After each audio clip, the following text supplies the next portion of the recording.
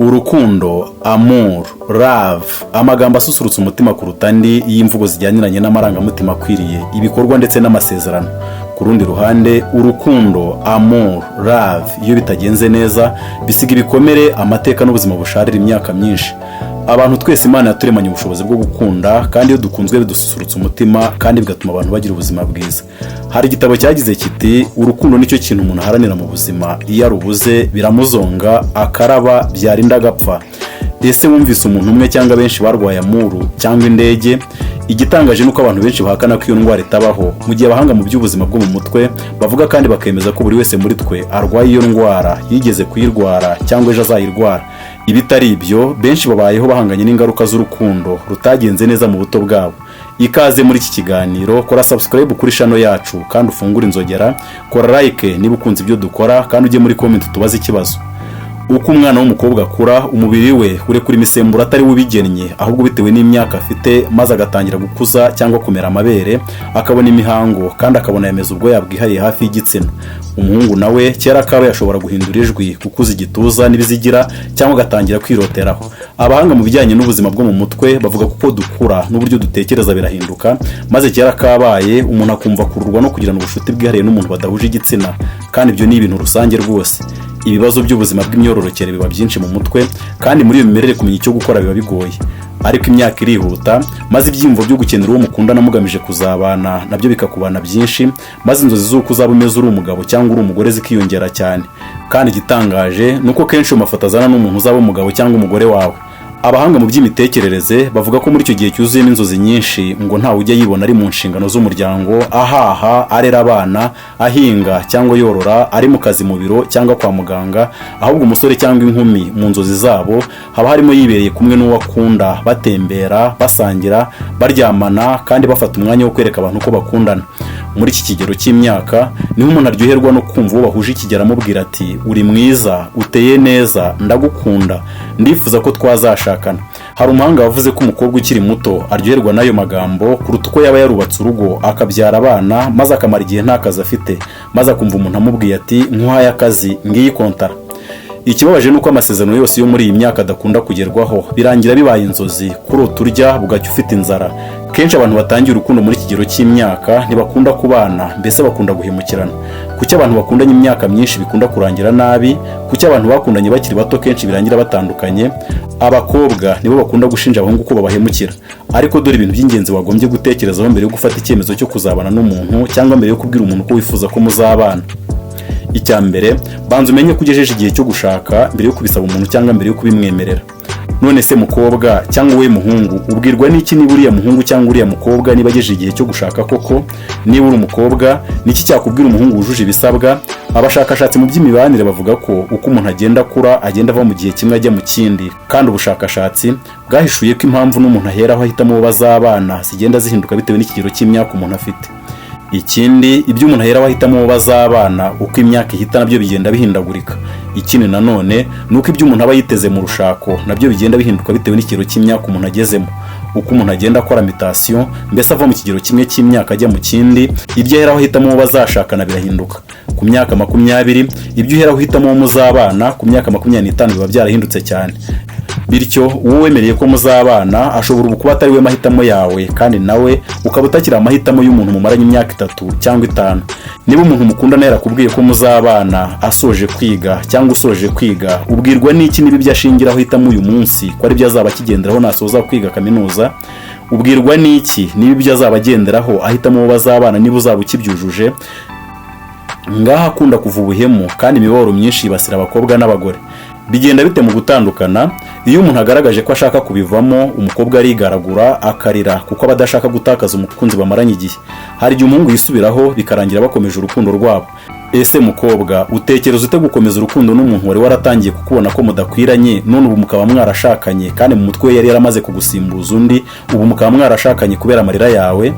Impamvu couple zatangiye abantu bakiga zikunda gusenyuka si ubugome bw'umuhungu cyangwa ububi bw'umukobwa, ahubwo nuko uko umubiri ugenda ukora mutation ibyo umuntu aheraho ahitamo bazabana birahinduka, noneho akabona ko wenda yagiye mu masezerano n'indahiro hakiri kare, cyangwa akabona uwo bateganya kubana asigaye atari we nzozi ze.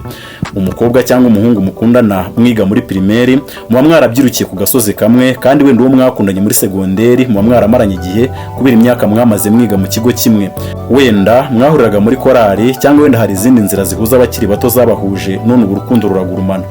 Bizagenda gute nusoza kwiga segonderi? Uzaba umaze kuba mukuru hakurikijwe uko wiyumva, kandi wenda uzisanga muri kaminuza uzaba witezweho byinshi ukurikije uko sosiyete kubona, kandi inzozi zawe zarushaho kwaguka nutangira kwibona uri mu kazi nk'umuntu wize kaminuza. Ibyo wifuzaga byarahindutse, haba aho wateganyaga kuzatura, uko wari buzakora ubukwe, aho wari buzarerera abana bawe, kandi ushobora kwisanga n'inshuti zawe zarahindutse, ndetse no gucunga umutekano wawe cyangwa ibyo kurya n'ibyo kunywa byawe bisigaye bitandukanye n'ibyo warotaga ukiga segonderi. Uwo mwakundanaga nawe yanyuze mu kindi cyerekezo, ahindura aho atuye, ahindura inshuti, ahindura ibyo kurya cyangwa uko yambaraga, kandi ubasigaye avuga indimi nyinshi. Wenda yamaze kujya mu ndege no kwibona akorera ikigo mpuzamahanga gikomeye, kandi ibyo gushaka ntari kubishyira vuba kubera ko abona ko hari ibindi bintu byinshi agomba kubanza gukora byo kumuhesha agaciro, nko kubanza kwita ku babyeyi be nabo bavukana, ngo ejo adasekwa cyangwa akazakorera ubukwe mu muryango usa nabi. Wenda kubera ifaranga wasanga ari gutekereza kwiga amashuri y'ikirenga, maze bigatuma arushaho kwigizaho imishinga yo gukora ubukwe vuba. Hagati aho ushaka kurongorwa cyangwa kurongora, kandi ukaba umaze igihe mu rukundo, ubu uri kurota ubukwe ko buri hafi kubera ko mwasoje amashuri, umwe afite akazi cyangwa mwembi ariko ugomba gufata iya mbere, ntari kugaragaza icyerekezo cy'urukundo.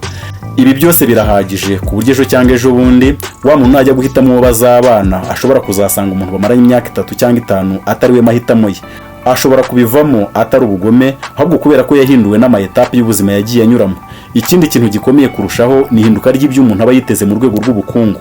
Ubu umusore wakubwiye ko muzabana yasoje kwiga segonderi ntiyagira amahirwe yo kubona buruse, none ubu yabuze akazi kandi nta gishoro afite ngo yikorere, kandi nawe ubu nta bushobozi ufite ngo umuhe amafaranga yubaka inzu cyangwa ngo ayikodeshe.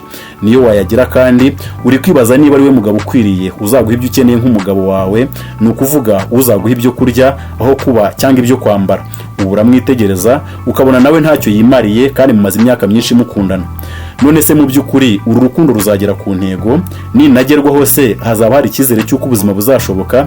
Ibi byose kimwe n'ibindi tutavuze nibyo bisenya couple zimaranye igihe, kandi wabyumvise ko nta bundi bugome buba bubyihishemo.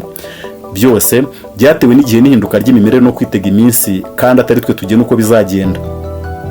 None se koko gusenyuka kwa couple muri iyi mimerere biba ari ubugome? Umwanditsi akaba n'umunyabwenge w'umuheburayo yagize ati, bityo rero rinda umutima wawe ibibazo kandi wirinde ibintu byakwangiza ubuzima bwawe, kuko ubuto n'ubusore ari ubusa. Niki kizababaza uw'indahemuka? Yakumariye igihe cyangwa yagutesheje umwanya wagombye kuba warahaye abandi, ukabaha uburenganzira bwo kugukunda nawe ukabakunda, none ntibyakunze kubera uwo mumaranye igihe. Dore inama: gufata icyemezo cyo gukundana n'umuntu kandi ukiri muto maze mukagirana amasezerano yo kuzabana ntabwo ari byiza, kuko bishobora guhungabanya amarangamutima yawe agenga ibyo gukunda. Ejo cyangwa ejo bundi ukazisanga byarakwangije mu mutwe, ukisanga utakifuza kujya mu rukundo niyo wabona undi ukurambagiza. Ubushakashatsi bugaragaza ko abantu benshi bagendana ibikomere byo gukunda no gukundwa ari abantu babyinjiyemo bakiri bato. Ushobora kumara imyaka 5 cyangwa irenga utegereje ko umuhungu mwakundanye muri mu mashuri yisumbuye arangiza maze agashaka akazi. Nakabura se bizagenda gute? Kimwe n'umuhungu maze igihe ategereje umukobwa ko asoza kwiga maze akabona akazi. Nakabura se ahubwo akibonera buruse yo kujya kwiga muri Amerika bizagenda gute? Niba byarakubayeho ugahimukirwa n'umuhungu cyangwa umukobwa muri iyi mimerere, ntabwo ari ubugome cyangwa ubuhemu bwa mugenzi wawe, ahubwo ihinduka ry'imimerere nk'umuntu ukiri muto niryo ryabiteye. Uko imisemburo n'ibigukikije bihinduka muri wowe bituma uko wiyumva bihinduka, kandi bihindura ibyo uheraho ufata umwanzuro. Niki twavuga? Kwemerera umuntu ko muzabana mbere yo kwikiriza uti yego, cyangwa mbere yo gutanga amasezerano, banza urebe ko witeguye bihagije. Ariko niba utaritegura gukora ubukwe, nimukundana urukundo rusanzwe ntacyo bitwaye, kandi ibyo bizarinda imitima yanyu. Igitabo Le Secret du Bonheur Familial kigira kiti, kubaka inzu bisaba imyiteguro ikomeye. Ugomba kubanza gushaka ikibanza n'igishushanyo mbonera kigakorwa mbere yo kubaka fondasiyo. Icyakora hari ikindi kintu cyangombwa: kubaka inzu bishobora guhenda cyane, ariko no kuyisana uyitaho uko igihe gihita nabyo bitwara amafaranga. Niko bimeze no mwishyingiranwa. Kurushinga ubwabyo bisa naho bitoroshye, ariko ugomba no gutekereza ku kuntu uzabumbatira imishyikirano myiza n'uwo mwashakanye mu myaka izakurikiraho. none se iki ni cyo gihe cyo kwizeza umuntu ko muzabana cyangwa igikenewe nuko mwakwibera inshuti zisanzwe? Abashakashatsi mu by'imitekerereze bavuga ko ibikomere bituruka mu rukundo bidakira, kandi kenshi niyo umuntu yatuza maze akabona undi bazashakana, na nyuma y'imyaka myinshi ibikomere wagize ukiri muto bizagira ingaruka kuko ufata umugabo cyangwa umugore muzashakana, kandi bizagira ingaruka ku burere uzaha abana bawe. Nibyo ubwenge gucunga amarangamutima yo gukunda neza, kuko urukundo ni rwo buzima. Wenda wadukurikiye witurije kandi byari byiza. Kora subscribe kandi ufungure inzogera, maze ujye muri comment uduhe igitekerezo cyangwa utubaze ikibazo tuzasubiza ubutaha. Amahoro y'Imana rero naho ubutaha.